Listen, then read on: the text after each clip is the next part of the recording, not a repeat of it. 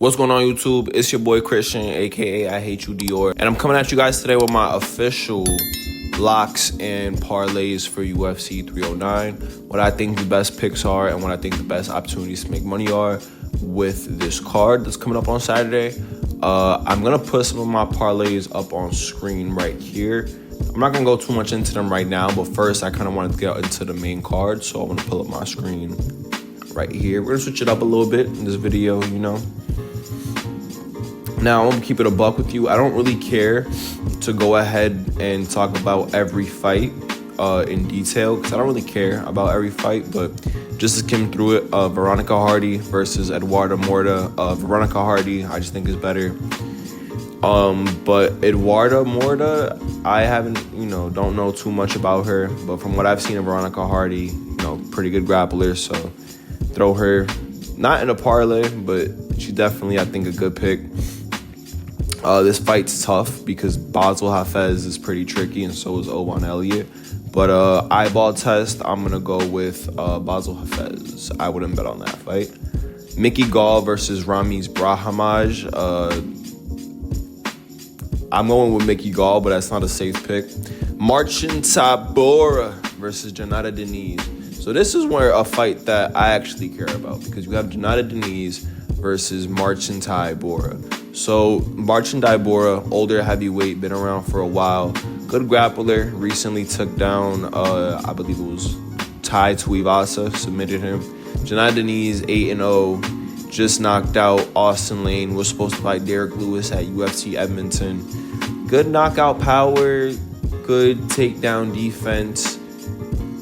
Pretty unproven record. I've seen Marcin Tybura fight good guys and have some success with it.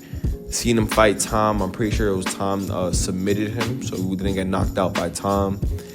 I've seen more from Marcin Tybura that I like, and I think he's a little more proven. So even with Janata Deniz, I liked him against Austin Lane, but Austin Lane is chinny, and this guy is just known for being a knockout artist.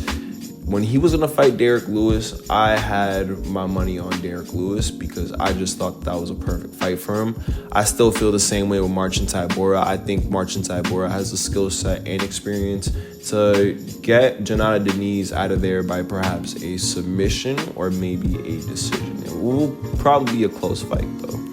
That's the early prelims. Then we go into the regular prelims.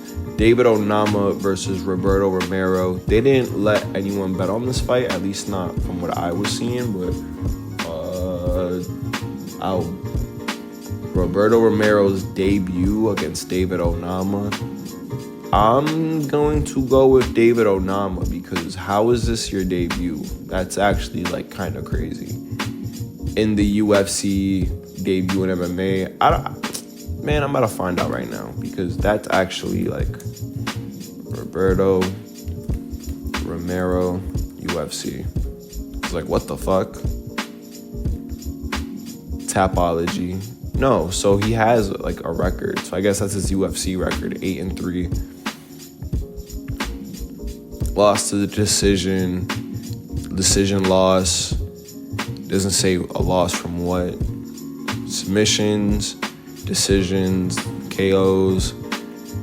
I want to go with David Onama because I don't really know too much about this Romero guy, so I'm going to go with Onama, but I'm not betting on this fight. Now, this is a fight that I actually find some interest in, especially since the pick I have is an underdog.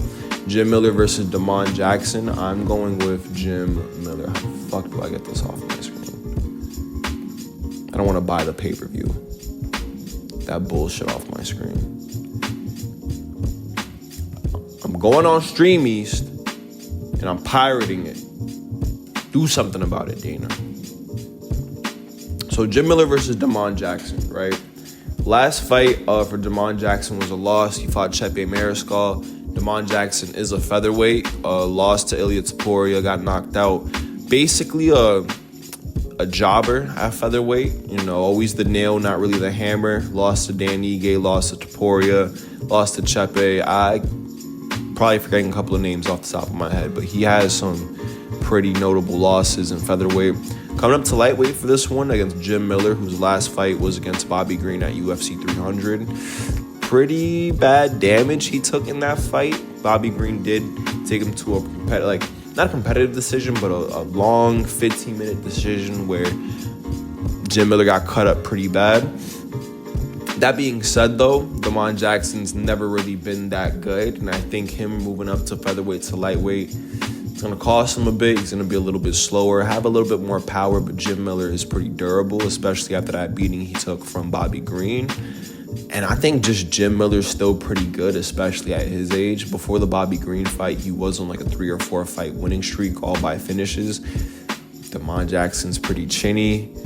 I'm going to go with a Jim Miller by knockout. Jim Miller by finish, I feel like, just because he's really all his last wins have come by way of finish. He has submissions and knockouts in there.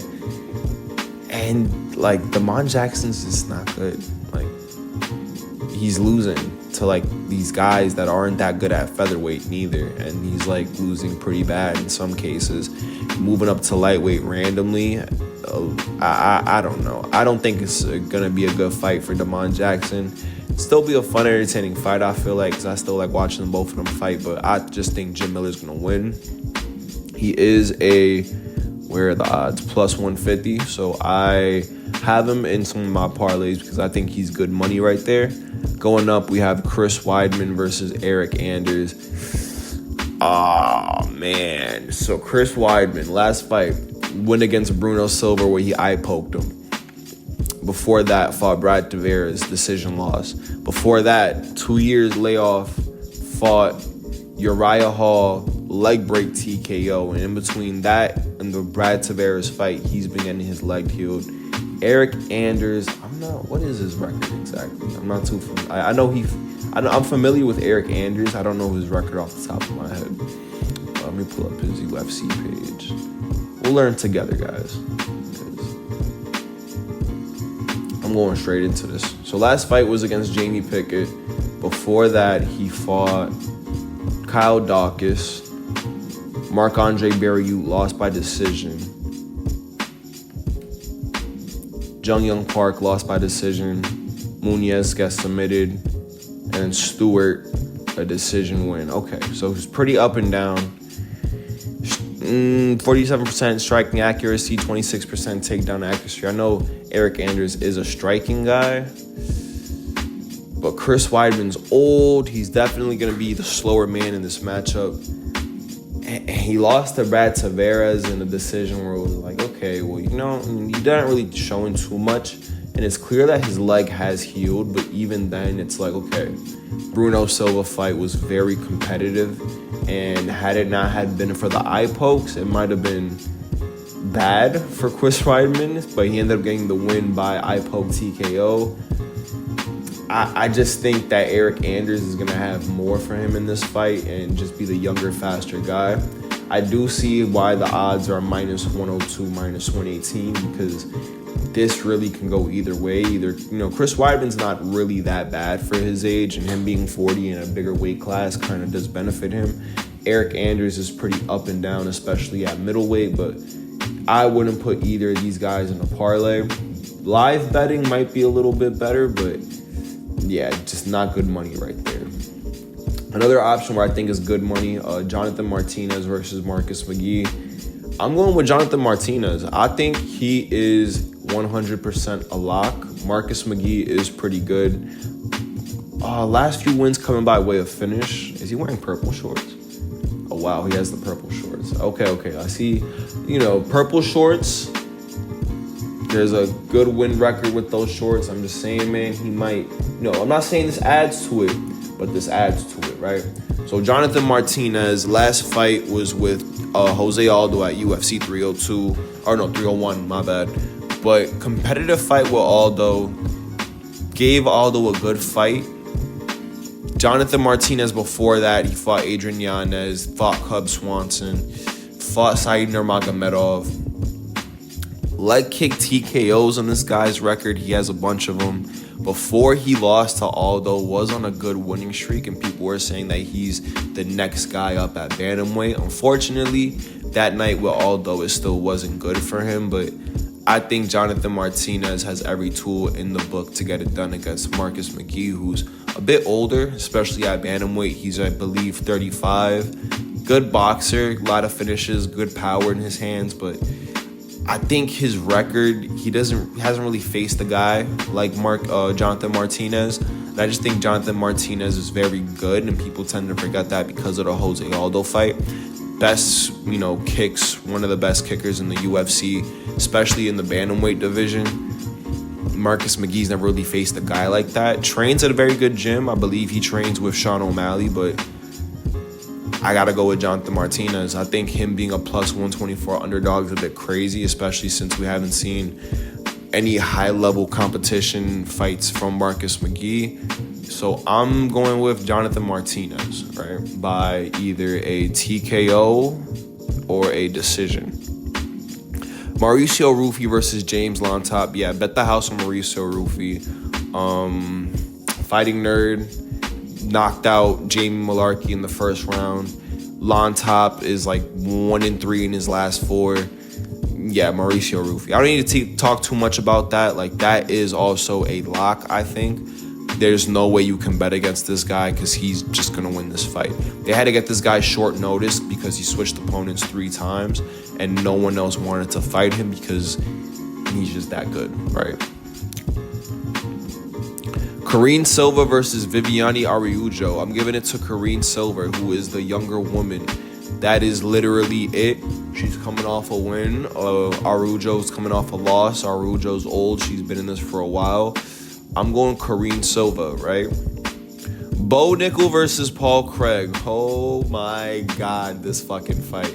I don't know why Bo Nickel's a minus 1350 underdog. Like, I don't get why they do this bullshit with Bo Nickel where they make the odds crazy every time he fights and they make him an insane betting favorite, but then he goes into the fight and it's like, okay, well, why were you a minus 2,000 underdog? Why are we our favorite? Why are you a plus 1,500 favorite? Why the fuck is he a minus 1,350 favorite against Paul Craig of all fucking people? You know how bad I want to pick Paul Craig? Because these are the kind of fights that Paul Craig wins. I'm gonna go with Bo Nickel just because Paul Craig is over the hill. But there is no way that I pick a winner and put it in a parlay in this fight because there is a chance that Bo Nickel goes in for some kind of takedown or just drops Paul Craig and tries to go for a ground and pound TKO. And Paul Craig just latches up a triangle, right? 2 seconds, taps out, Bo Nickel undefeated no more, right? So I'm literally not picking a winner and putting that in a parlay. If you want to bet on this fight, bet on it to be by a decision because even if Paul Craig doesn't win, I still think Bo Nickel can also probably get a submission because Paul Craig has gotten submitted before by guys like Andre Muniz, I believe. I might be wrong. I might be making that up. But I know he got submitted by Brendan Allen for sure. So definitely going with Bo Nickel. Will I put it in a parlay? No. Next fight, Charles Oliveira versus Michael Chandler. So spoke a little bit about this in my last video, right? Part of me wants to pick Charles. A bigger part of me wants to pick Michael Chandler because that first fight, super competitive. I don't like how Charles looked against Arman in the last fight. There were some moments where I kind of questioned what he was doing. He looked a little slow. Chandler's been out for 3 years. Training camp in those 3 years, training for Conor. So, and even then, outside of the training camps, Michael Chandler is a guy who trains pretty regularly outside of camp. 38 years old, 3-year layoff. Part of me really wants to go with Oliveira, but there's a lot of things that I see from Chandler where it's like, okay, well, tagged him up pretty good in the first fight. Won the first round pretty clearly. Almost TKO'd Oliveira had he had a couple more seconds. It's tricky because I want to pick Charles and then I see him getting tagged up by Arman on the feet. I see him getting cracked by Islam on the feet, and that led to the Islam submission. Both of those fights happening after the Michael Chandler fight. I'm seeing him getting hurt by Dariush, getting tagged by Dariush in the fight that he won by TKO. And against a powerful guy like Chandler. And on top of that too, Chandler has more to lose than he has to really gain in this fight, because if he wins this fight, he, fights either one more guy or he fights Islam for the belt.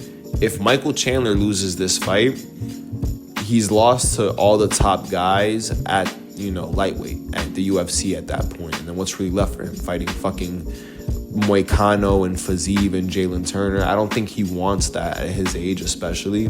So he knows that if he loses this fight, it's over for him, right? He lost to Dustin, beat Old Man Tony, beat Dan Hooker. There's really nothing left for him after that than fighting like the low-ranked guys, because he will be stuck at number 7. Who's around number 7? Gamrot, fucking Fiziev, Moicano. So it's tricky. So I know he knows that he needs to kind of get back in the win column. So I really, really want to pick Chandler. I'm going to pick Charles. I'm not going to bet on Charles directly. I have one parlay where I have him in, but I think your safest bet is going with either the fight to end in a knockout or the fight to end in submission or knockout. Charles Oliveira, I think, is the safe pick, but this fight is pretty 50-50, and I break that down a lot in my last video. Main event, John Jones Bones versus Stipe Miocic. They're in the fucking Reebok shorts. Okay. Stipe Miocic, 3-year layoff. Last fight was Francis Ngannou, where he got knocked out. Then we have Mike Jones. John Jones, whose last fight was around a year and some change ago against Cyril Gane, where he submitted him in the first round.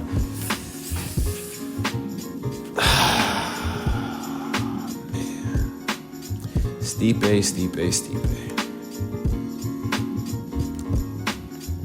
Why do I feel like Stipe is gonna win? like why does it feel like Stipe is gonna win, guys? Right? Because fight week, nobody's fucking with Jones. Nobody, interviewers aren't fucking with him. They're booing him at the press conference. And with it's like that feeling I said I've had recently. It feels like this is Jones' karma. He's supposed to lose this fight. But then the reality of it is John Jones is John Jones. Stipe Miocic is a 40-year-old man, right? That being said, age isn't the biggest factor because they're at heavyweight. Who was it? I believe I don't know if it was Mark Coleman, I think. No, Randy Couture. Randy Couture was a 40-year-old champion at heavyweight, oldest champion in history. Glover Teixeira was 41-year-old champion at light heavyweight. Age doesn't really matter in these bigger weight classes, because the problem is once you lose with age, it's really the speed. These guys don't lose their strength, which is their biggest factor at light heavyweight and heavyweight, and their durability sticks with them as well because they're really big, right? Stipe is pretty durable. Last fight though, brutally knocked out by Ngannou, so it's it's questionable, because it's okay, is his chin okay? I think his chin is fine because Ngannou is Ngannou, so he would do that to anybody, I feel like. And John Jones isn't really known for having that fire in his hands, so I don't think he's putting Stipe to sleep with his hands exactly. But Stipe's old, he's going to be slower. John Jones is training a lot of Darces, training a lot of Kimuras. He's in the gym with Craig Jones. No. He's in the gym with steroid guy. Gordon Ryan, that's his name. Gordon Ryan. He's in the gym with Gable Stevenson. High-level wrestlers, high-level grapplers. Jackson Wink Academy. He's training specifically for submissions. I think it's going to be a late round John Jones submission. Competitive fight. I think Stipe is going to be giving him trouble on the feet. Definitely hurting John Jones for sure. It's not going to be an easy fight. I see 4th or 5th round, John might drop Stipe or hurt him in some kind of way, or somehow, some way they end up on the ground. I don't think he'll be able to really TKO him Maybe he can. That's another possibility too. But I see it more possible being a submission. Stipe is a good wrestler. He's one of these wrestler boxers, has a good takedown defense.